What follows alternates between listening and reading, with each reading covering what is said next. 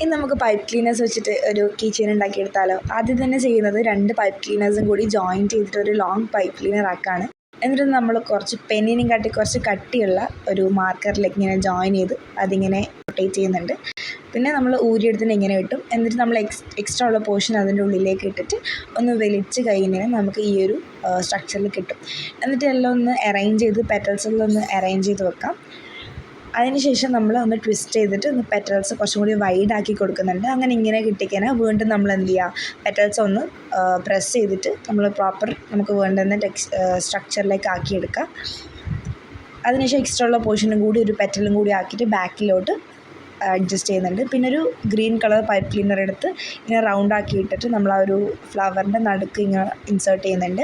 അതിനുശേഷം എക്സ്ട്രാ ഉള്ള പോർഷൻസ് ഒന്ന് ഇങ്ങനെ ജോയിൻ ചെയ്ത് കൊടുക്കുക. ബാക്കിയുള്ള ഗ്രീൻ പോർഷൻ ഒന്ന് കട്ട് ചെയ്ത് കൊടുത്ത് പിന്നെ കീ ചെയിൻ അറ്റാച്ച് ചെയ്താൽ നമ്മുടെ കീ ചെയിൻ റെഡി.